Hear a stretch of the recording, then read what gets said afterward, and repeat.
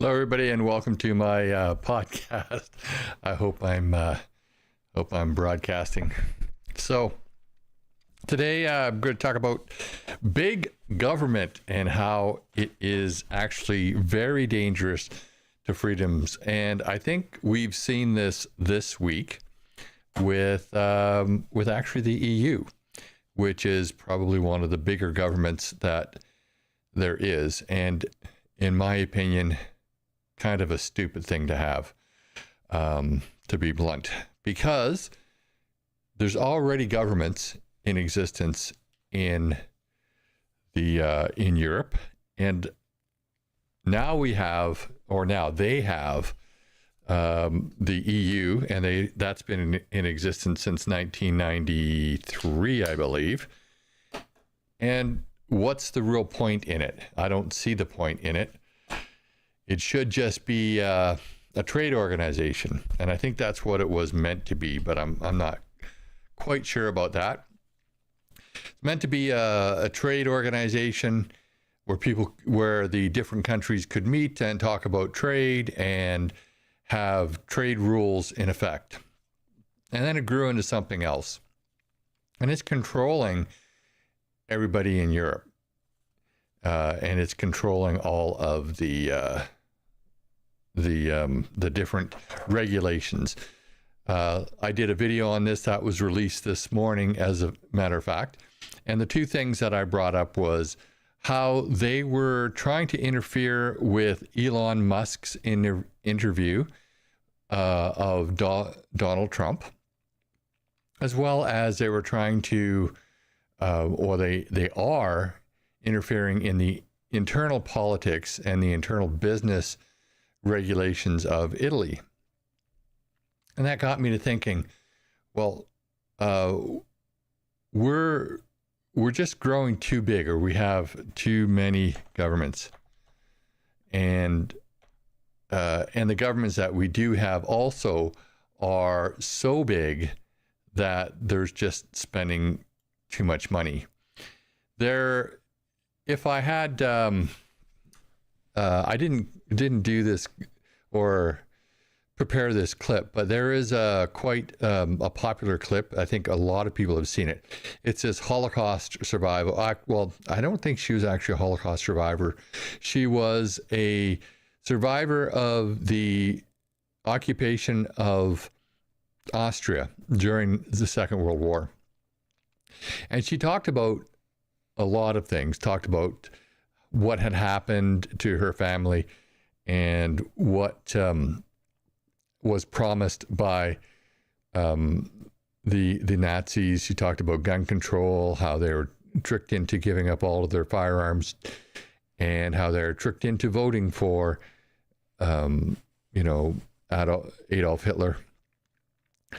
And one of the things that she talked about near the end was how you should never give up local control. And I think the state that she was living in the U.S. and the state that she was living in was considering amalgamating counties. And that's happening a lot throughout Canada in different services, especially in my old profession. They like to amalgamate detachments of the Royal Canadian Mounted Police, and they say that it's to improve service. But a lot of things they do, and I was around for quite a long time. A lot of things they do in the RCMP is not actually beneficial. It's just a matter of doing things for the sake of doing things, so that the government thinks that you're doing something positive. And that was actually had an officer come right out and say that during a meeting that I was in, and I almost got kicked out of the meeting because I was a little bit vocal as to how that was just a waste of money, and it was a waste of time. And I was actually getting kind of a little bit annoyed at that particular officer, because as a taxpayer, I thought that they were wasting my money. And So decentralized power or decentralized government, I believe, is a far better way of doing things. And I believe that these big governments are really dangerous to freedoms. And I think we can see that all over the world. And of course, the two different things that we've seen this week are the one thing in particular is the EU's response to the Elon Musk Donald Trump interview, and the fact that they actually sent Elon Musk a letter threatening him to stay, to basically color within the lines, to stay on script, and to not allow misinformation, disinformation, hate speech, yada yada yada. And what was really quite disturbing about that is the broadcast originated in the United States. The two people who were in the broadcast were both physically located in the United States. There were two U.S. citizens, and one of them was a presidential candidate. And what really annoyed me was that a government halfway around the world was telling them how to conduct themselves.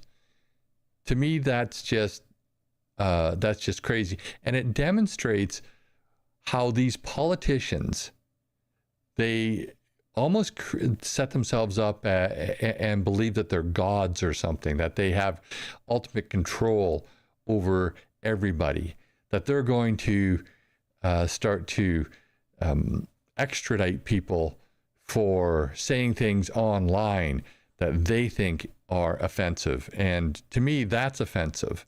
It's offensive to me that a government that doesn't even have any control over either of these citizens or doesn't govern either of these people can do that. I find that offensive.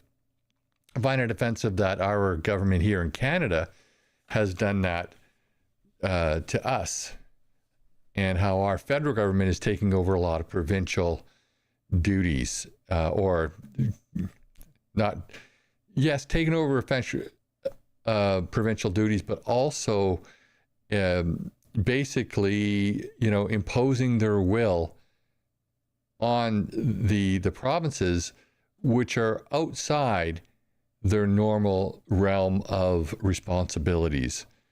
And that's the problem with government. Government grows and grows and grows. It's a parasite. It grows until it takes over, and then you don't have any freedoms left, which is pretty much the topic of my little podcast today. It could even be kind of a rant. But you see this in Great Britain right now. They're threatening to extradite people who say mean things online. And a guy was just arrested in England, in the UK, for responding with two words to a Facebook post. And his two words were filthy, and I won't say the last words, but basically filthy children without married parents. And he got arrested for that. He's expressing his opinion, and they arrest him, and they sentenced him to, I think it was 20 months or something like that. I can't remember exactly what he was. Maybe it was 12 months. I can't remember. I had it written down, and then I've got so many cards here, I've lost it. Actually, it says 12 years here. No, that can't be right. Sentenced to 12 years simply for, yeah, so I found it. It said, I wrote down 12 years, but that can't be right. It can't be 12 years. I mean, if it is, it's nuts. Maybe it's 12 months. Even that's nuts. As far as I'm concerned, that is just crazy. But there was also a citizen of the United States who had been born in Russia and was living in the United States, and she donated $51 to a third-party charity or group that was raising money for the Ukrainian military at the beginning of the Russian invasion of the Ukraine. She went back to Russia to visit, and she was arrested. And she pled guilty to donating $51, and she was sentenced to 12 years, which you kind of think it was, okay, so One Rose, she actually found this and corrected me. It is 20 months. 20 months for that guy in England. That's insane. 20 months in jail. I mean, you barely get that much for homicide in Canada, for crying out loud. And I know most homicides in Canada. Well, I won't go into that, but anyway, yeah, that's insane. 20 months for 2 words on Facebook post. So, anyways, this lady in Russia, she was given 12 years for a $51 donation. What does that sound like to you? Remember back in 2022 when there was a certain protest in Ottawa and people's bank accounts were being frozen because they donated money? Well, Tamara Lynch, or a Lynch, I always heard it say Lynch, but it's not spelled that way, so I'm probably pronouncing this wrong. We know who it is. Obviously, everybody knows who it is, but she's in the middle of her mischief trial, and it's the 41st day of her mischief trial. And mischief covers a whole range of things that you can do in Canada. It's almost like a catch-all. And her mischief, I believe, was interfering with the lawful use of property. And that is the longest mischief trial in the history of Canada so far. And I don't know how long it's going to go. Clearly, this is a political prosecution. Clearly. We all know that. They're going to say, no, it's a criminal prosecution based on facts, and she was violating the law and violating people's rights. That's not it at all. It's a political prosecution. And I don't know, did the Canadian government take a page out of the Russian book of prosecution, or is the Russians taking a book out of the Canadian book of prosecutions? I guess that's kind of the big question. And it goes to the theme of today's podcast, because when governments get too big, they get out of control and they start doing these things that are very aggressive and trample on people's rights. Russia obviously has a long history of that. So is in my opinion, so is places like the Ukraine. Of course, the Ukraine historically being part of Russia and now not, but whatever. I'm not going to get into that politics, but Canada is that way now under Justin Trudeau, and they've been growing and growing and growing and stepping on everybody's rights. And if you ever back when I was quite a bit younger, I used to like listening to this radio broadcast, and I don't know, I think they were all I think he was actually deceased by the time these were being broadcast, or when I was hearing them, but he may have been still alive. And it was a guy named Paul Harvey. Paul, the guy who did like the rest of this. Now you know the rest of the story. I think it was Paul Harvey. I think that was his name. I don't know why I can't think today, but he great radio personality. And one of the things that he used to talk about was the how government would grow and grow and grow, on its own almost. Yeah, Paul Harvey. So I was right. Yeah. This Paul Harvey guy, he was awesome to listen to. I could listen to him for hours. He was all him and Ronald Reagan, I think, are some of the finest presenters of, I guess, of my early days. I could just listen to them for hours. They had really good stuff to talk about, and they communicated very, very well. So, and they were talking about how big of government, and it's crazy. In my mind, it is so crazy that you would voluntarily create another government over and above your federal system. That to me is just insane. But we've done it, and we've done it so many times. I think it's, started with the League of Nations. That was a complete failure and did not prevent World War II. And then after World War II, then the United Nations. I think that these bodies need to be defunded and dismantled. Personally, I don't believe that the United Nations is functioning the way it was intended. That's just my opinion. Maybe I'm wrong, but in my view, the United Nations should be a place where diplomats come together to discuss things, but and to come to some sort of a mutual understanding. Sign agreements between nations without having to do all that traveling and whatnot that they do anyways. It hasn't stopped any of the traveling, but they have this place they can go to and negotiate. But it's become more than that. It's become a government unto itself. They make resolutions and they pass what eventually becomes law in the countries that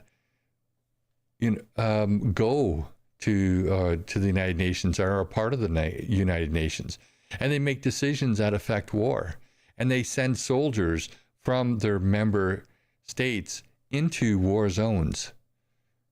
So that to me sounds like a government. That doesn't sound like a group of nations or a place where you can go and talk. It sounds like it is actually in control, and I don't think that's healthy. I don't think it's healthy at all. Primarily the United Nations, because they're not elected by us, but it's another level of government. It's another expense, and I think it demonstrates how government grows and grows and grows until such a point where it collapses in on itself.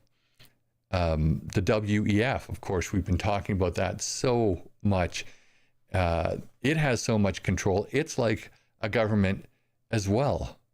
It's imposing its will on our people. And it's because we have weak leaders who go to the WEF and they take all of this crap that the WEF is giving them, and they come back and they make it regulations and they make it law. So that to me is another form of government, too big. And then we have the EU. The EU doesn't even represent us, and it is trying to get or impose its will on our citizens, and I say our citizens as in citizens of the Americas, citizens of the real West. And I don't know why, and I don't want to insult anybody from Europe here, but I find it odd that we refer to countries in Europe as being Western countries. And I know it's a philosophy thing, but they're all in the Eastern Hemisphere. And I do think that there's quite a bit of a difference between European culture and North American culture. But that's just my opinion. I could be wrong there. But they're trying to impose their will on countries in the Americas, on the United States, the biggest economy in the world. They're trying to impose their will on the United States. That to me is crazy. They're not elected by anybody in the United States. They don't represent the United States, and yet they're trying to impose their will on Elon Musk and a former president and possibly the next president of the United States, a presidential candidate. To me, that is just big government gone nuts. So I think that a couple things should happen. First off, the UN should be dismantled or at least refocused. And they shouldn't be making resolutions, worldwide resolutions. They shouldn't be able to send soldiers into war zones, as UN, either observers or peacekeepers or whatever. They shouldn't be able to do that.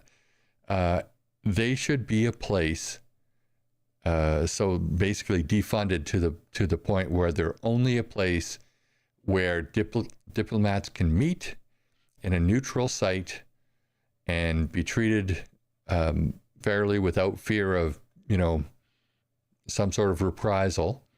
In this case, New York, and negotiate things between countries, but not have a worldwide directive and a worldwide resolution that they can they can vote on, because that to me means government, and we have too much government, and we're paying for that, even though our tax money is going to the UN.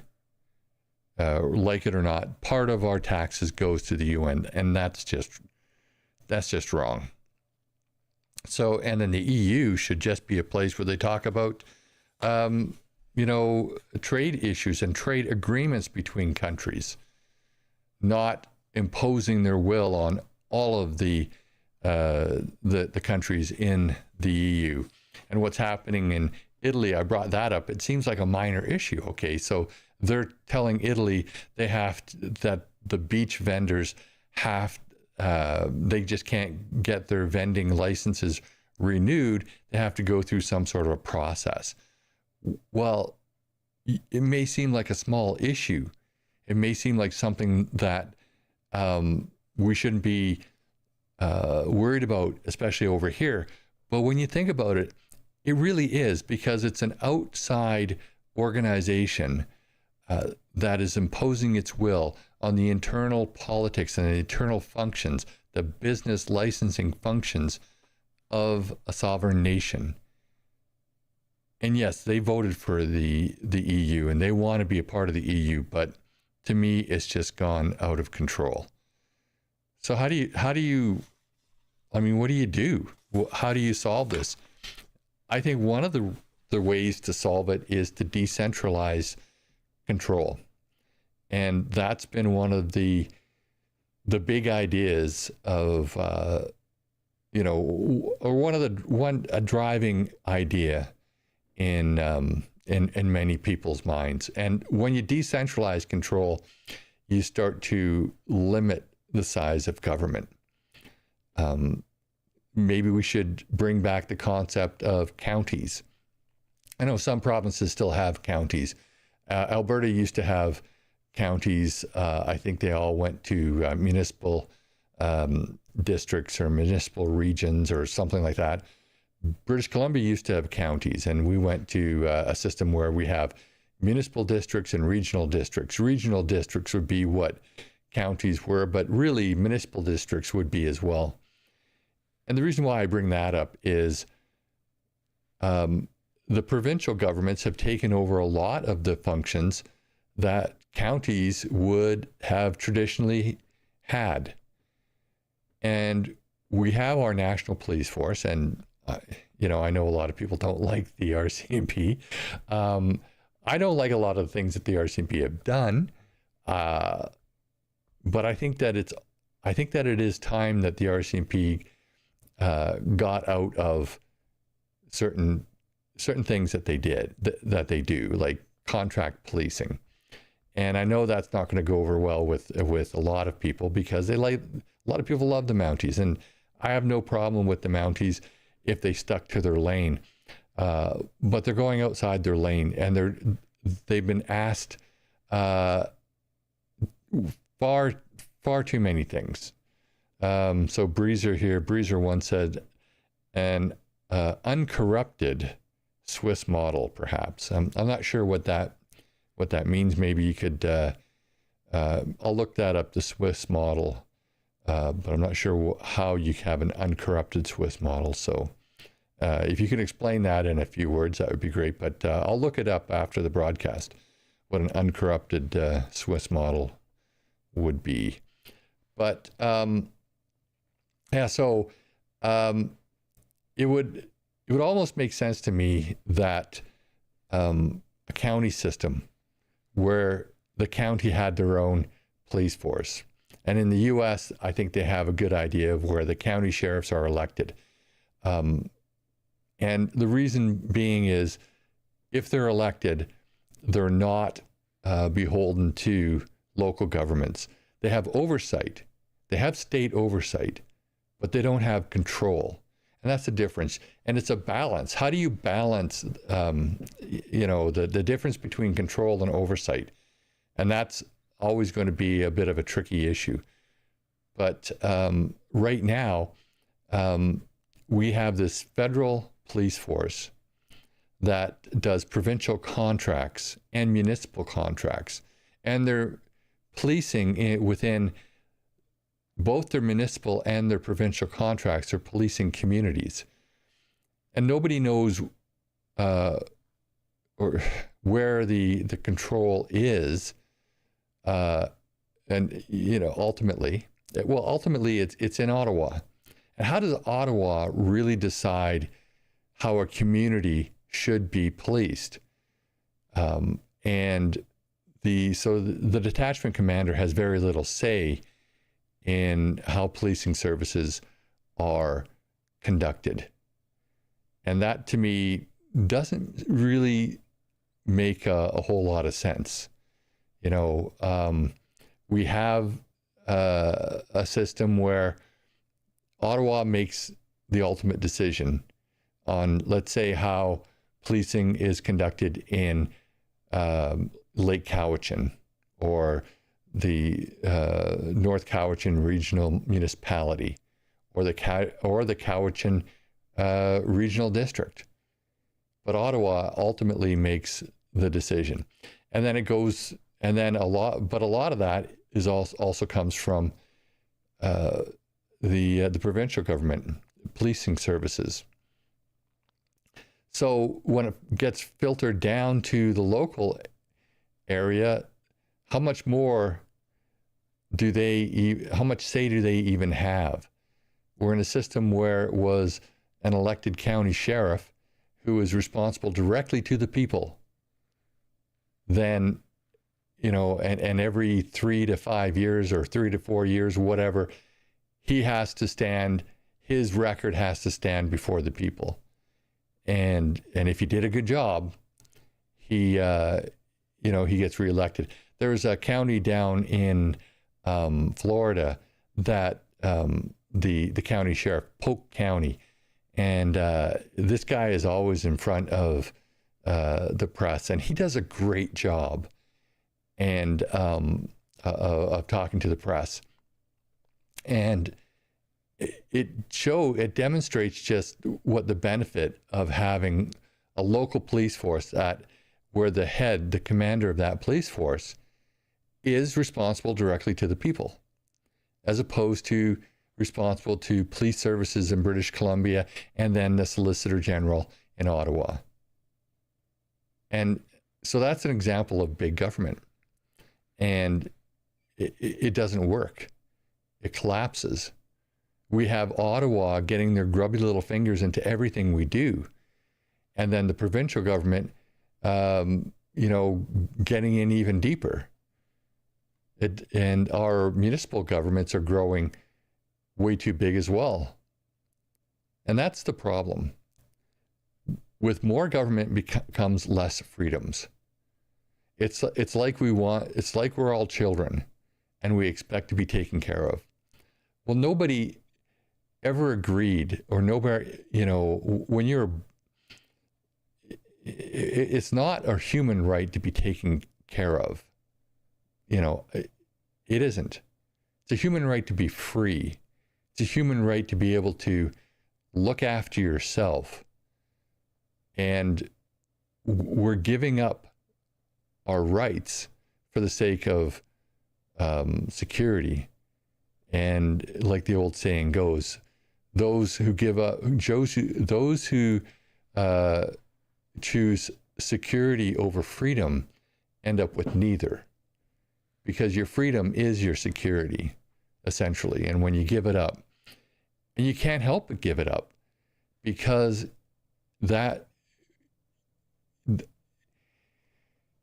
when you have government takes control. And it's almost like it's a human nature thing. Most people can't sit still. So when government has nothing to do, what do? They make more laws. They find things to do. They form a committee, and then they make rules. And then they vote on laws. And every regulation that they pass is, to some extent or another, an infringement upon your rights. Now, I'm not saying that it's not necessary. Yeah, we need government, and we need a certain amount of regulation and a certain amount of laws. That's a given. But when you have too much, you have situations like this. So this lady who travels to Russia and gets sent away for 12 years for donating $51 to the war effort in Ukraine. That's crazy. How much time is our government giving people who participated in the trucker convoy? And how much time will they eventually give Tamara? Who knows? But it is a symptom of big governments that are out of control, and not having the local control that you need. So what we have in Canada, of course, we have the provinces, and there's supposed to be a clear delineation of powers between the province and the Canadian government. But the Canadian government, especially under Trudeau, it doesn't care. It doesn't care about this delineation of powers. It wants control. And they've shown it over and over and over again. I think they've increased the size of government by what, 40%? 40% since they've gained power, something like that. Could even be more. That's insane. That is absolutely insane. Because with that bigger government comes a bigger tax burden on us, but it also creates a lot more programs, and the more programs that they offer, that they give us, that they create for us to take care of us, like we're a bunch of babies and can't take care of ourselves. Well, that takes away our money. And it takes away our ability to look after ourselves. What will the next generation be like when they've never had to take care of themselves? They've never had to live on their own. And now places like the EU, the UN, the WEF, they're even talking about bringing in more taxation on us. There was a report, I think it was back in June, maybe July. That documented a meeting where they were talking about how they need to get everybody, all the countries in the world, on the carbon tax bandwagon. So all the countries are taxing carbon. But now they even want to expand that to taxing water. And what's next? Are they going to tax air that we breathe? I know that Toronto, for example, Toronto is even taxing rain. Seriously, this was a couple months ago, where they, if you have a certain amount of square footage of property, you have to pay an extra tax because of the amount of rainfall. Even if you had a rain collection system and you reuse that water, doesn't matter. They want to tax your property because of the amount of rain that goes into the sewer system, or that they believe would go into the water drainage system. So that's a direct result of too big a government and too much interference in what we do in our lives. The government has, in my opinion, and this is just my opinion, you may agree or you may disagree, but anything more than a 10% tax burden is theft. That's what I believe. And the reason I say that is an efficient government that provides only the necessary services, such as policing, such as military, education, etc., can do it. But we can't be expected for it to do everything for us. We can't be if you expect the government to pay for your daycare, to feed your children, to provide contraceptives for you, then you're expecting too much of the government, in my opinion.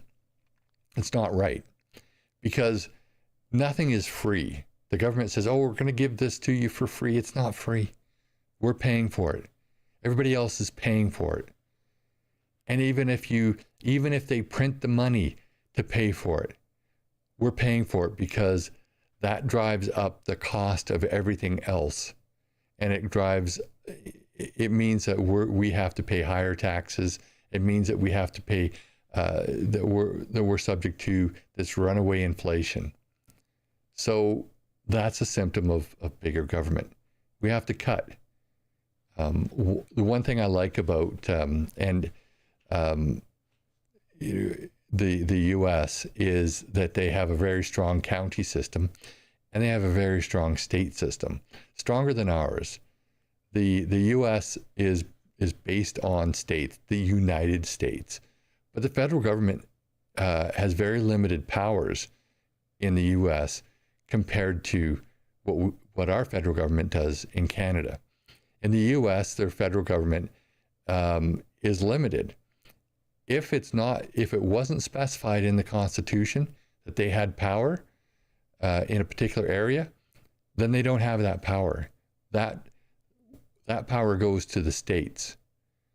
And some states are too big. Some states like California are the size of Canada as far as population goes. So, maybe that's not such a great idea anyway. But counties have a lot of power as well, and and they take a lot of power away from the state. So our provinces, if we had a strong county system, would have less power over us, and our federal government would have less power over us if we had a better system, a system more like the U.S., where the power is decentralized. Yeah, we do need a strong federal government, but we don't need a big wasteful federal government. That's why I think, and although I did almost all of my time in provincial policing. Okay, so when I was in the RCMP, I was in provincial policing, contract policing, and even though I enjoyed that type of work, I liked the first responder. I liked being the guy who solved the problems.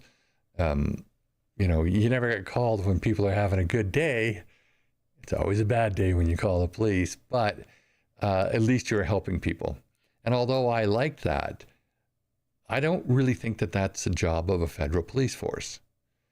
The Saskatchewan is now, they've created the Saskatchewan Marshals Service, and Alberta has the Alberta Sheriffs. And I think that that's a step, even though they deny it, both of those provinces are denying it, that's a step towards taking over provincial policing. And in the Saskatchewan model, I was reading that it's supposed to be supplemental to the RCMP, to the provincial contract, and it's going to be all provincially funded. So it's not going to take away from the municipal funding of policing, which starts off as being an extra level of government. But in the end, I think that they will transition to a provincial police force out of that. And I think that Alberta will as well. BC hasn't gone that route yet, but they probably will. What stopped them so far is cost. It's the cost of transitioning and the extra cost of providing the service, because the federal government pays 10% of the service or something like that, or it could even be a little bit more, to keep the RCMP. And that's because the RCMP does a certain amount of federal duties, even if they're on a provincial contract. So it's always been a cost thing. And I'm not saying that shouldn't be the one of the factors involved. But in the end, are they getting the money? Are they getting value for dollars that they would get if they had more localized control, more localized service? Because in the RCMP, like, I can't even I would have to sit down and count the number of times I've been transferred. It was I think 11 or 12 times. That's an expense. And it also means that the members who are getting transferred, they're not getting to know the community longer than for a few years at a time. I mean, think about it. If you spend 36 years in the RCMP and you're transferred 12 times, you've basically spent an average of 3 years in each place. So are you getting to know your community? And is the community getting to know you? Where if it were local police, county police, you would get to know that community, and the community would get to know you. And that's kind of the value of decentralized services. And yeah, I'm speaking of from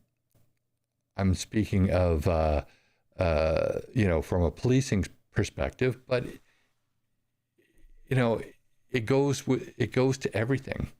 When you have a provincial highways department that is controlled solely pretty much by what's happening in Victoria, as opposed to being answerable to the local county, well, that's an issue.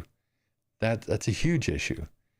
When you have health services that are dictated by not only the province but also by Ottawa, you need some oversight, you need some regulation, but you don't need that. But you don't need the control, and that's where the difference comes in: the control over oversight. Oversight is necessary, but control needs to be more on a local level. So that's pretty much where I'm coming from this week. And I was, and I got on that kind of a rant or dissertation or whatever you want to call it, because of what I saw this week, especially that threatening letter that Elon Musk got just because he was sitting down with Trump. It's just stupid having huge, large governments. The larger the government and the more government you have, the more levels you have, the less freedoms you have. And how, and I was always just amazed at, you know, in a bad way, how Europe could voluntarily give up their, you know, all those countries voluntarily give up their sovereignty to this, you know, other, this additional government. And it's not just one, because the WEF is although they're not, they're more of a, you know, a think tank or whatever you want to call it. They act a lot like a government. And the UN, although it's supposed to be a place where diplomats meet, they act a lot like a government. So how many levels of government do we have over here in reality? And how many levels of government, you know, and they even have one more over in Europe. Traditionally, we've been taught we've got 3 levels of government, but I don't know, because, you know, when I was living in the Lower Mainland, we had 4, you know, and some people would count it as being 5, because TransLink had the ability to tax. But we had your municipal governments. We also had the regional district. And yes, we sent representatives from our government there, but they were making rules as a regional district. And then you had the provincial government, and then you had the federal government. Well, it's just too many levels and too many people making decisions. So, yeah, we need to cut back. And as you cut back and as you're more self-sufficient, governments don't, we don't need governments. Government needs us, but we don't need them to the extent that we have them. I mean, if you keep that in mind, they're supposed to be there to help us. But it seems more and more like we're working for them, and that's just wrong. And as I said before, anything more than a 10% tax burden, and I mean tax burden as in all taxes combined, is theft. When you're not seeing value for dollars, when you're not seeing value for your dollars because of bloated government, anything more than 10% overall tax burden is theft. That's just my opinion. But that's about all I had to say. That's my little rant for this week. Yeah, I'm just going to go through the comments right now and see what's here. Scroll back to the top. Yeah, so technocrats have this is from Brad. He says technocrats have a tendency to view themselves as the anointed. Too many years in the Ivy League. You know, that is so true. Trudeau, our current Trudeau, actually said in an interview that he felt he was destined to be prime minister. Well, that just goes to show. One Rose, she corrected me and said it was 20 months that guy in England got. Brad again, yeah, 1984 was supposed to be a work of fiction. I don't know, like, this is one of those philosophical questions. Did the politicians learn from 1984 how to ruin our lives, or was 1984 a prediction of how things were going to happen? Kind of like what came first, the chicken or the egg? They should all go. Ignore them. Actually, I said in my video today that because of the willingness of those European nations to just sign away their freedoms, well, I think that a lot of if there's such thing as an afterlife, then our ancestors are rolling in their graves thinking, what, I fought and died for this, their freedom, and now they're just signing away their freedom. We should just have basically we shouldn't, if there's ever another war over there, and the war in Ukraine is a perfect example. Why should we even support that? No matter what side you come down on, it would have been over if we didn't support it, if we weren't part of the military industrial complex. It's a hard, that's hard, right? I mean, it's hard just to sit back and not do anything, but sometimes it's necessary to say, it really isn't it's not our issue.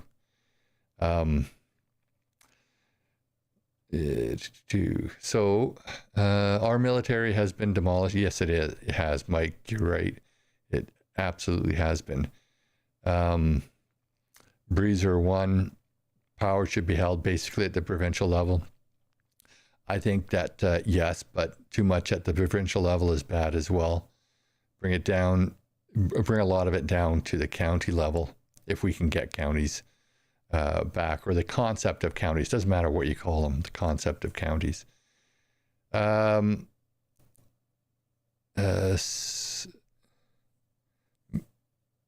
Mizraya, I'm not sure how I'm pronouncing that, but secret departments of gratuitous aggravation. Yeah, I'm not sure exactly what you're referring to there, but it sounds like big government.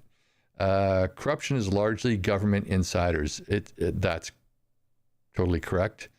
And one of the problems with that is when you have a big government, it's going to get corrupt. There's going to be people who abuse it. Like if you've been following, I go to Parleview all the time and watch committee. And also, when it's the Parliament is sitting, I watch the question period, and the amount of corruption that the Liberal government has is unbelievable. But it's not just in the few parliamentarians who've been caught, like Randy, the other Randy, but also in how the contracts are meted out and the funds. And that's all senior bureaucrats.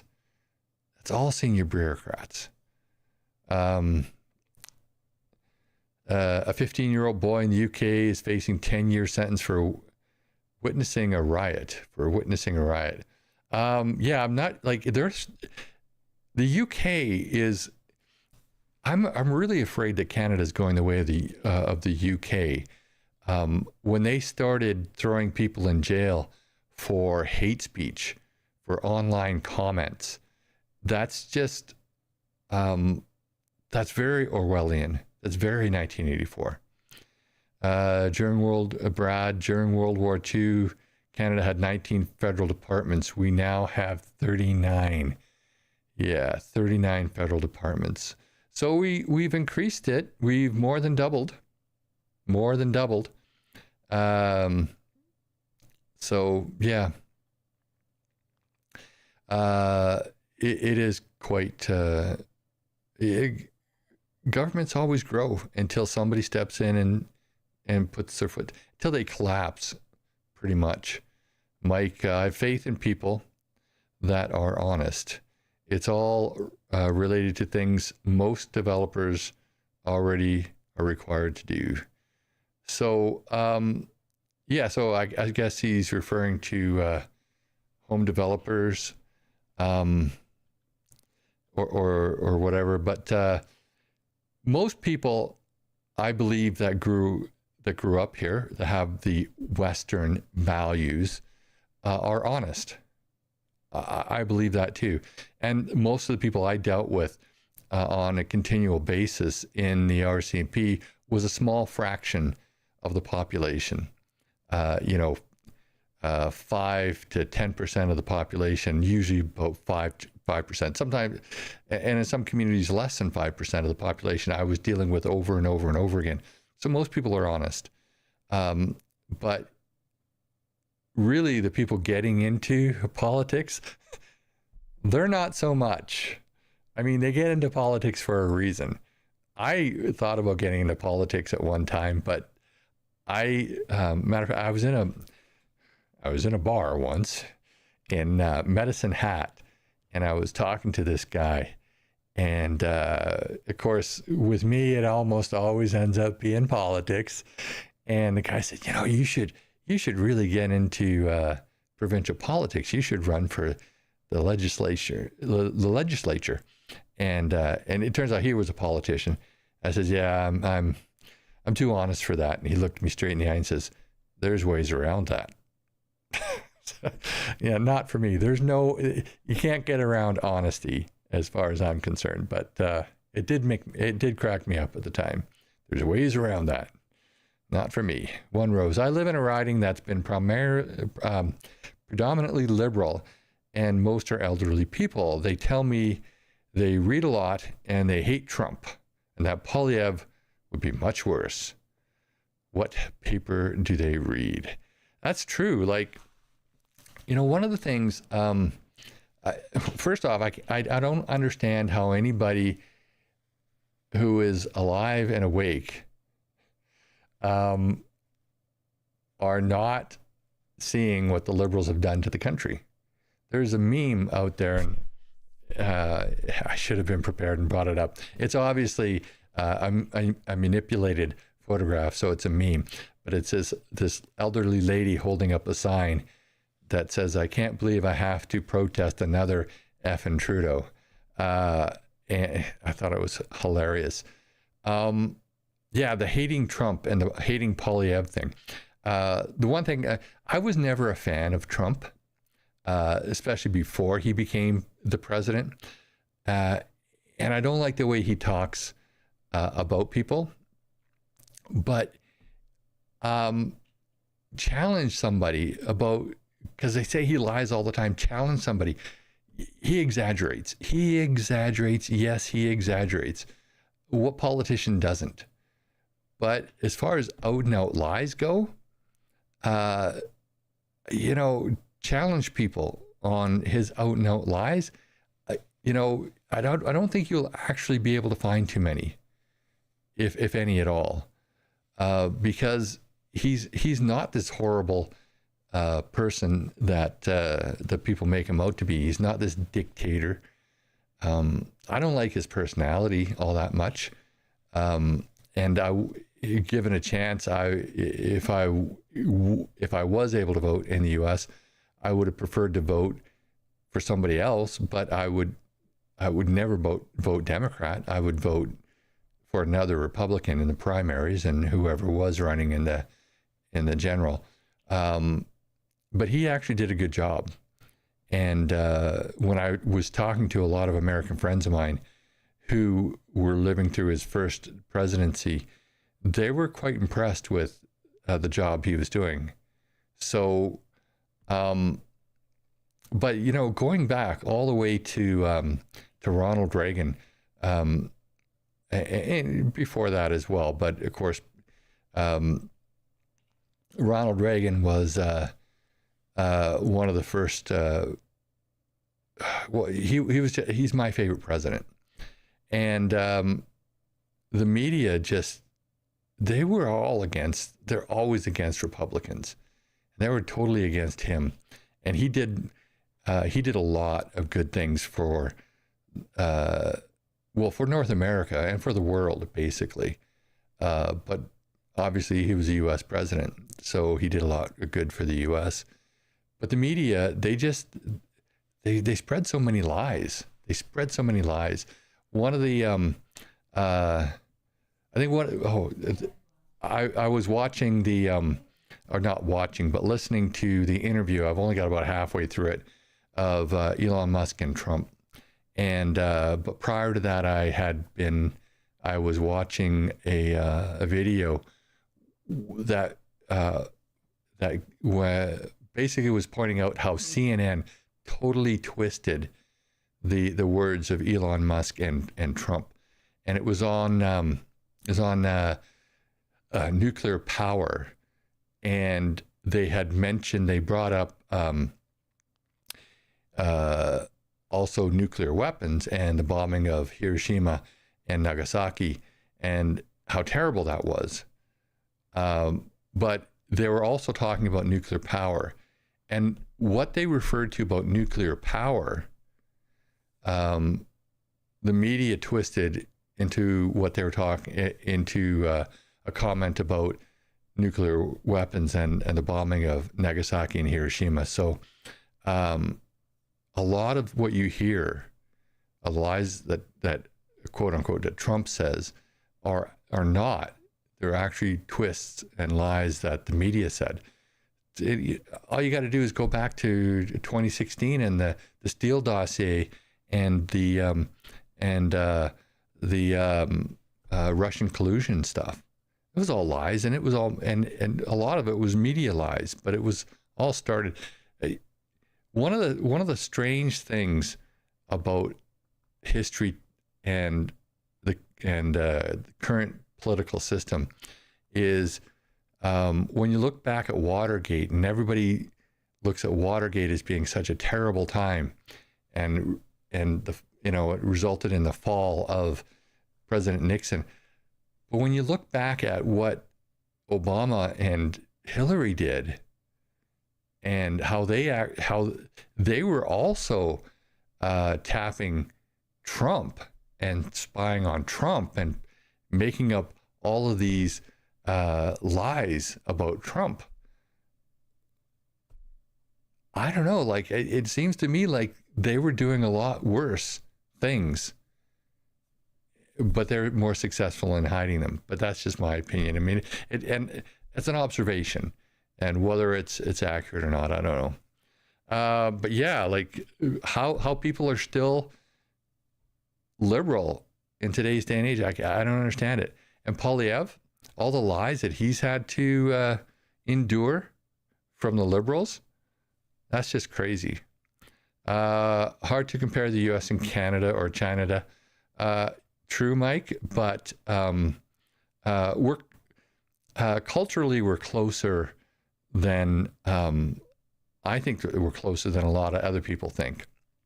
But I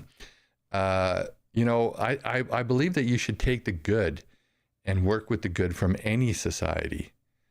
I like our parliamentary system better than their Congress system.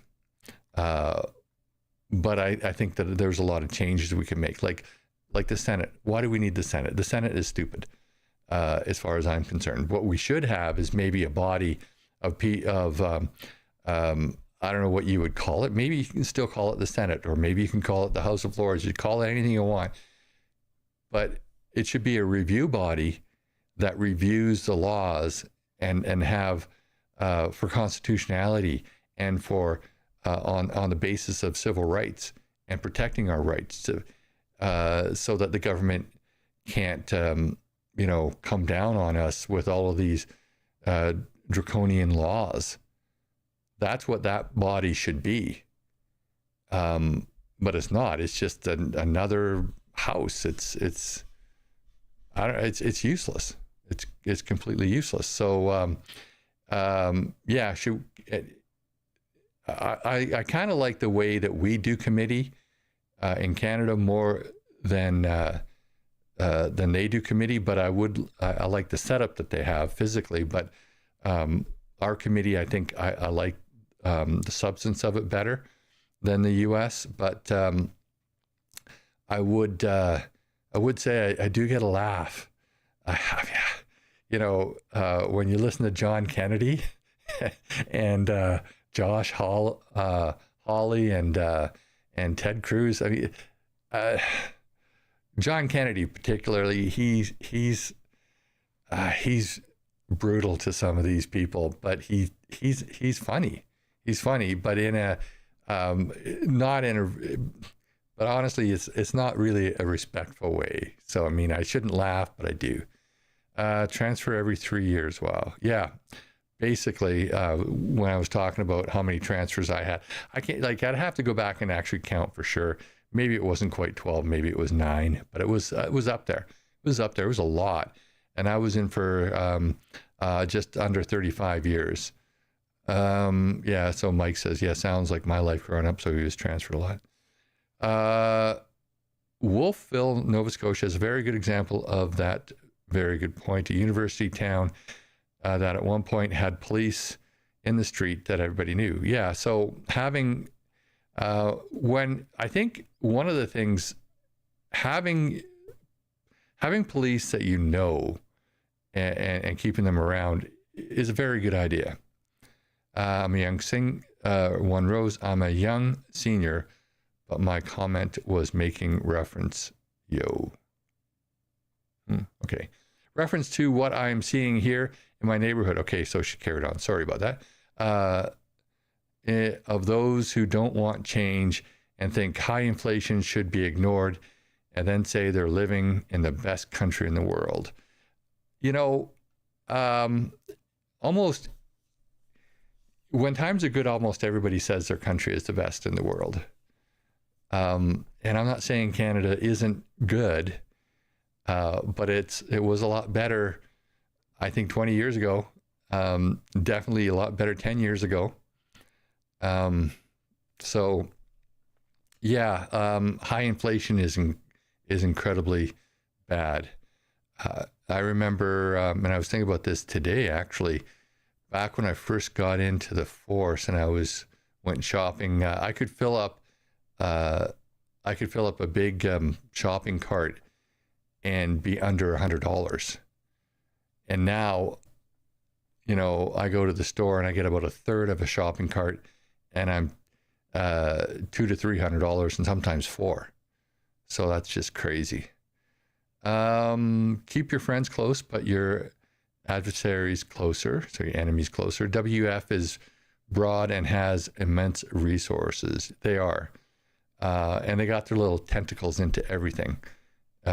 They're very insidious, being an unelected body and having so many of our politicians just buy into them, just incredible.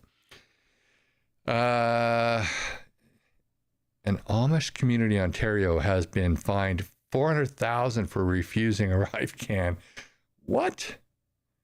The Amish do not fly. I thought Arrive can was...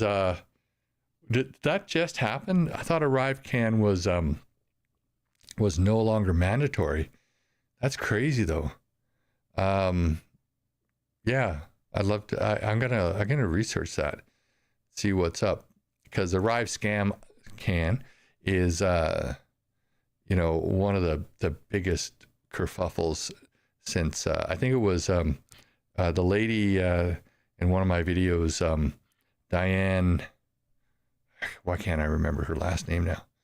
But anyway, she was just in committee, and she referred to it as being either bigger or as big as a sponsorship scandal. You ever notice that?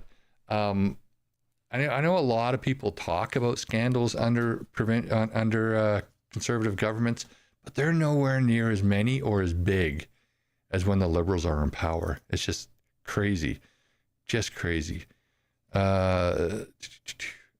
Trump is a master politician, and I believe he is honest.